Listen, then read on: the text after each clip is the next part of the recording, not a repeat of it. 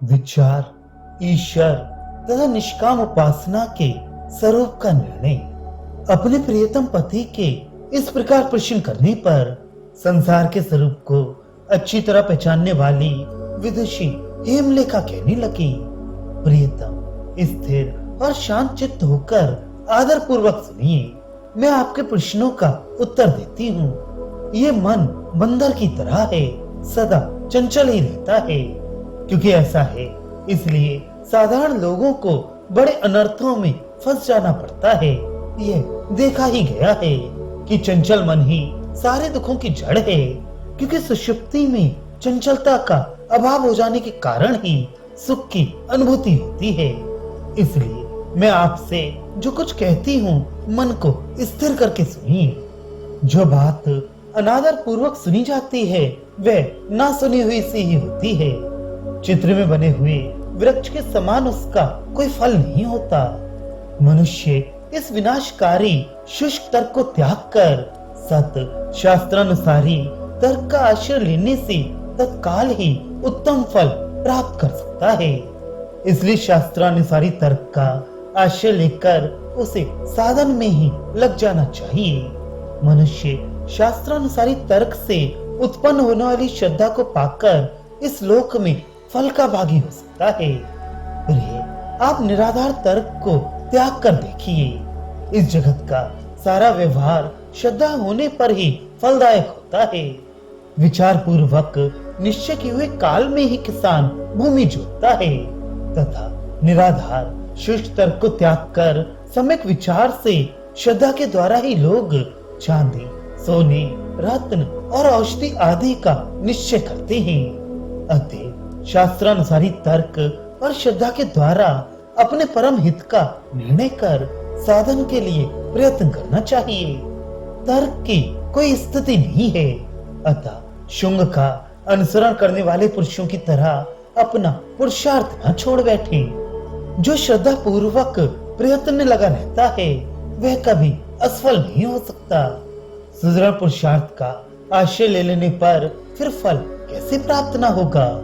पुरुषार्थ से ही कृषक अनाज, व्यापारी धन, राजा लोग राज वैभव, ब्राह्मण लोग संपूर्ण सुख की आश्रयभूता विद्या, शूद्र आजीविका, देवता अमृत और तपस्वी उत्तम लोक को प्राप्त करते हैं तथा और सबको भी पुरुषार्थ रूप कर्म के द्वारा ही अपने अभीष्ट की प्राप्ति होती है।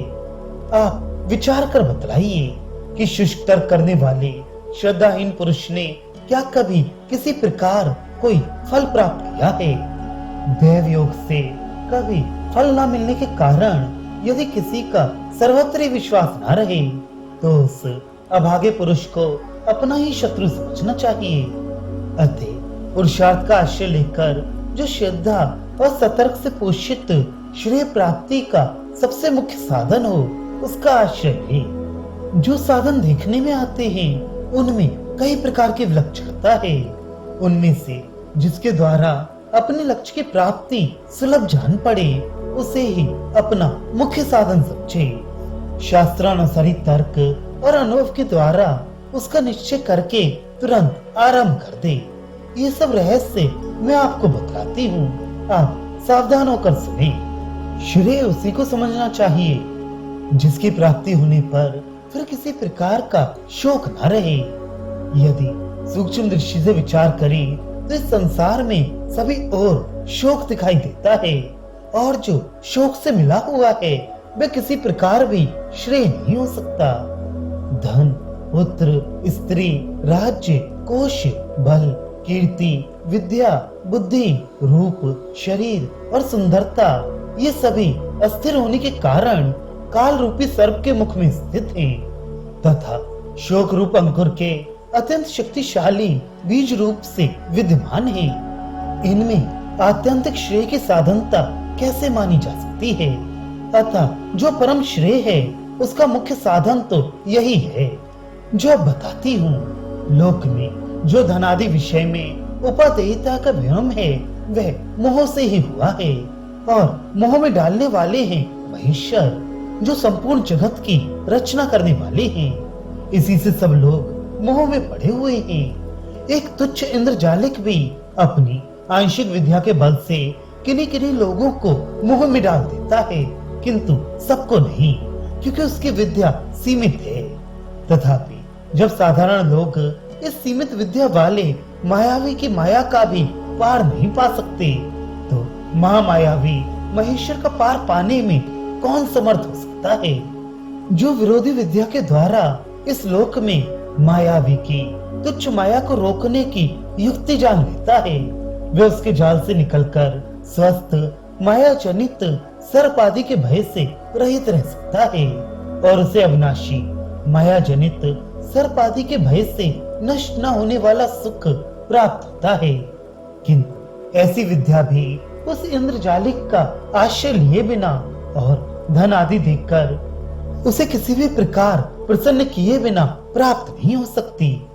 अतः उन महामायावी महेश्वर को बिना प्रसन्न किए इस महामोह से कोई कैसे पार पा सकता है? इसलिए सब प्रकार उनका ही आश्रय लेना चाहिए, जो उन्हें अच्छी तरह प्रसन्न कर देता है। वे उनकी कृपा से महाविद्या अद्वितीय शिवात्म ज्ञान को प्राप्त कर निश्चय ही उस मोह को पार कर देता है। श्रेय साधन के लिए प्राणायाम आदि और भी कई प्रकार के योग शास्त्रों में बतलाए गए हैं, परंतु श्री महेश्वर की कृपा के बिना वे फल की प्राप्ति कराने वाले नहीं होते। इसलिए सबसे पहले विश्व के आदि कारण श्री महेश्वर की भक्ति पूर्वक आराधना करनी चाहिए। वे शीघ्र ही मोह की निवृत्ति करने वाले योगों को सफल कर देते हैं। ये सारा जगत प्रत्यक्ष ही किसी का कार्य जान पड़ता है, यद्यपि किसी ने इसकी उत्पत्ति देखी नहीं है, तथापि सावयव होने के कारण पृथ्वी आदि हैं ऐसे उत्पन्न होने वाले ही हैं। इस प्रकार अनेकों शास्त्र वाक्यों से परपुष तर्क के द्वारा ये कार्य ही है ऐसा निश्चय करें, तथा इसका कर्ता अन्य सब कर्ताओं से विलक्षण है।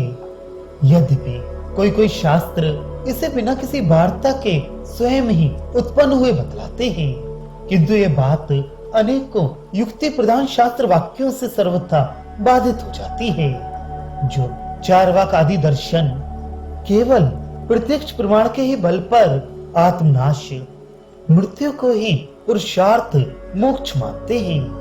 वे तो वास्तव में दर्शन नहीं दर्शनाभासी हैं। महापुरुष उन्हें कभी आश्रय नहीं देते। ऐसे शुष्क तर्क द्वारा कल्पना किए हुए शास्त्र त्यागने योग्य ही हैं। कोई दार्शनिक कहते हैं कि संसार सदा से ऐसा ही है, ये किसी बुद्धिमान ईश्वर आदि चेतन की रचना नहीं है।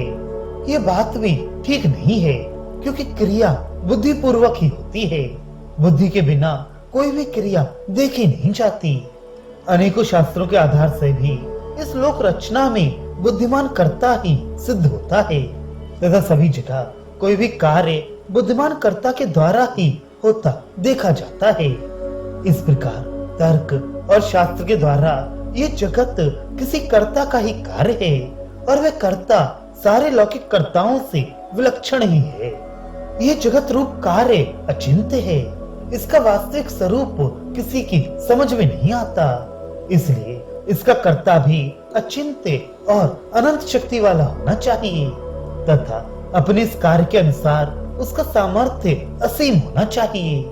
वह अपने शरणागतों का उद्धार करने में सर्वथा समर्थ है ही।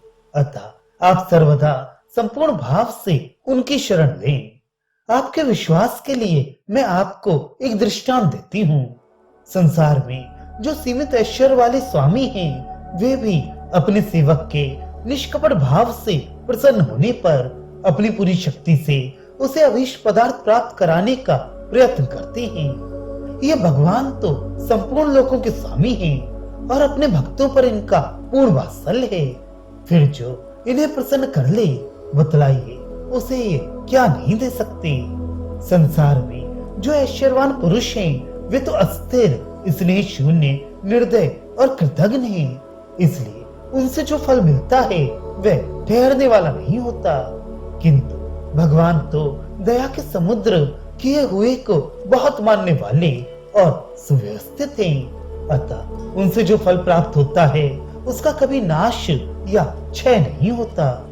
यदि ऐसा ना होता तो बताइए इस अनादि संसार में वे कैसे अनिंदित रहते तथा उन जगतकर्ता की हुई ये लोक व्यवस्था किस प्रकार नियमित रहती। क्योंकि ये देखा जाता है कि जिसकी व्यवस्था ठीक नहीं होती उसका राज्य नष्ट हो जाता है। इसलिए भगवान दया के सागर और सुव्यवस्थित कहे जाते हैं। अतः संपूर्ण भक्ति भाव से आप उनकी शरण ग्रहण करें, यही आपको श्रेय साधन में लगा देंगे। आपको साधन ढूंढने के पचड़े में पड़ने की आवश्यकता नहीं है। उपासना में आरती और अर्थता के निमित्त से भी अनेकों भेद हैं। निष्काम उपासना तो विरलों को ही होती है, किंतु है वही सच्ची उपासना। सब और प्रायः यही देखा जाता है कि आर्त अर्थात संकटग्रस्त पुरुष प्रभु की उपासना करता है, अतः भगवान कभी तो दया के वशीभूत होकर उसका कष्ट दूर कर देते हैं और कभी उपासना में त्रुटि रह जाने पर उपेक्षा भी कर देते हैं। इसी प्रकार अर्थार्थी उपासकों को मिलने वाला फल भी सीमित और अनिश्चित ही होता है, किंतु जिसकी उपासना निष्काम होती है, कुछ काल बीतने पर जब उसकी निष्कामता का पता लगता है तो संसार का सीमित ऐश्वर्य वाला अव्यवस्थित चित्त स्वामी भी सर्वथा उसके अधीन हो जाता है। वह अज्ञानी होता है, इसलिए उपासक की निष्कामता को पहचानने में उसे तो बहुत समय लग जाता है, किंतु भगवान सर्वेश्वर तो सभी के हृदयों के स्वामी हैं। वे तो तत्काल सब कुछ जान जाते हैं और तुरंत ही उसका फल भी दे डालते हैं।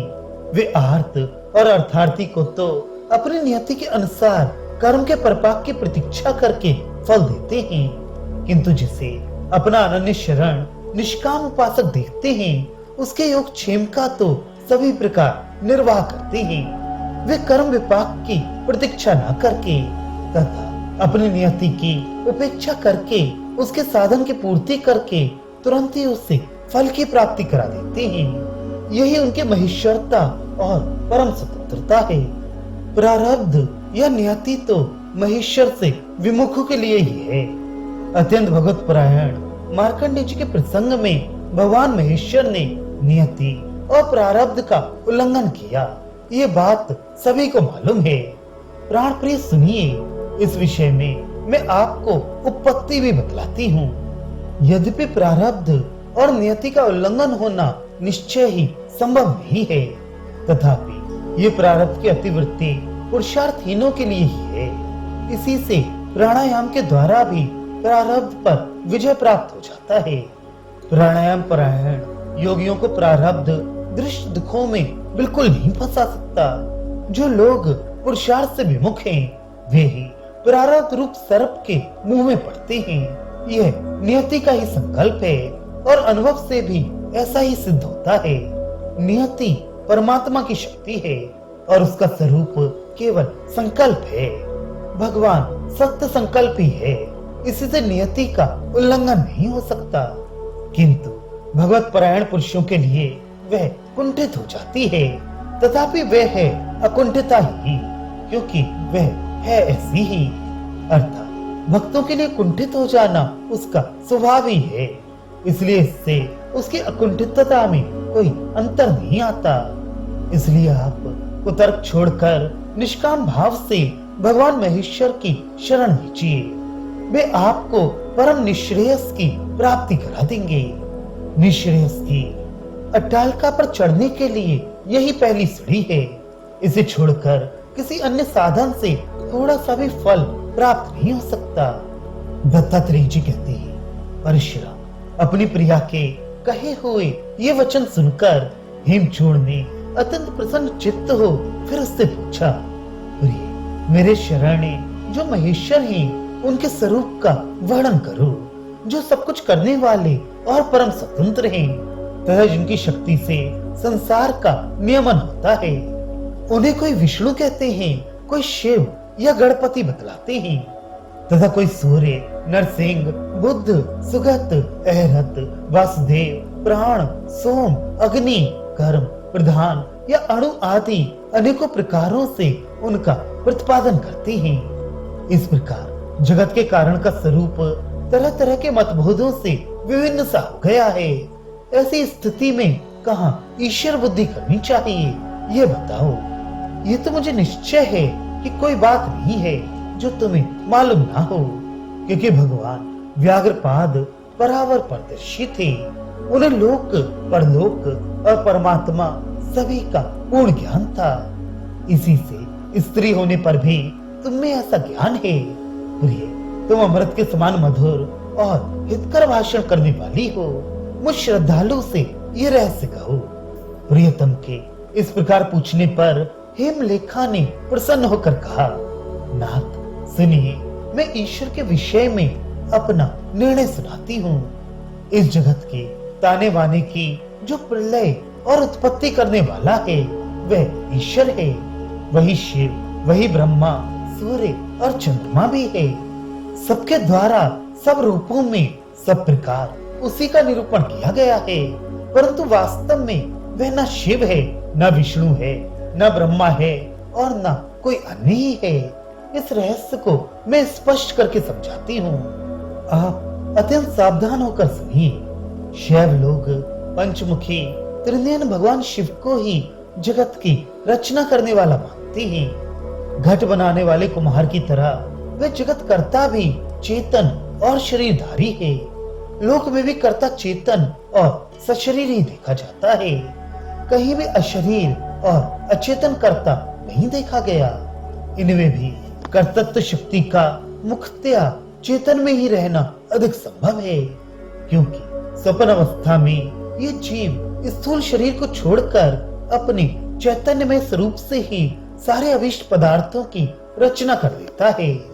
इसलिए किसी कार्य को करने में शरीर चेतन आत्मा का केवल करण है, किंतु करण की आवश्यकता जीवों को ही होती है, क्योंकि उनमें पूर्ण स्वातंत्र नहीं है। भगवान तो अपने पूर्ण स्वातंत्र के कारण जगत के कर्ता हैं। वे तो किसी अन्य की अपेक्षा न रखकर ये जो कुछ जगत है सबको रच डालते हैं। अतः मुख्य निश्चय यह हुआ कि परमात्मा शरीर नहीं है, नहीं तो लौकिक कर्ताओं की तरह उसे भी लोक रचना के लिए सामग्री का आश्रय लेना पड़ता। और इस प्रकार देश काल आदि करण समूह युक्त होकर जगत की रचना करने पर तो वह महेश्वर भी एक जीव ही हो जाता। यदि सृष्टि से पहले किसी अन्य सामग्री की सत्ता स्वीकार की जाए तो भगवान की पूर्ण ईश्वरता बाधित हो जाएगी, और इसमें संदेह नहीं कि उनका सर्व कर्तृत्व भी सिद्ध नहीं हो सकेगा। इसलिए प्राण प्रिय भगवान दृश्य स्वरूप देह आदि की अपेक्षा न रखकर ही जगत की रचना करते हैं, अतः वास्तव में उनका कोई स्थूल शरीर नहीं है। किंतु स्थूल बुद्धि पुरुषों की भगवान के देहातीत परम स्वरूप में गति नहीं होती। इसलिए भक्ति युक्त होकर उनमें से जिस जिसके द्वारा उनका जैसे जैसे ध्यान किया जाता है वैसे वैसे ही वे अनेक प्रकार के रूप धारण कर लेते हैं, क्योंकि वे स्वयं भक्तों के लिए चिंतामणि के समान हैं और परम चैतन्य ही उनका शरीर है। वे चितिरूपा महासत्ता ही सर्वेश्वरी भगवती त्रिपुरा है, जिसमें ये संसार उससे अभिन्न होकर भी विभिन्न की तरह भासता है। ये चराचर जगत दर्पण में भासने वाले नगर के समान है। वह दर्पण स्थानीय चेतन एक रूपी है और वही विष्णु शिव आदि रूपों में उपलब्ध होता है। इसलिए उनमें उत्तम अधम आदि भाव नहीं करना चाहिए। यदि कहो कि शास्त्रों में इनकी मुख्यता गौड़ता क्यों बताई गई है, तो उसका उत्तर ये है कि मुख्यता आदि भक्तों की भावना के अनुसार भगवान के इस अपर रूप में ही कल्पित हैं। इसलिए विवेकी पुरुष को तो उनके कलातीत पर स्वरूप की ही उपासना करनी चाहिए।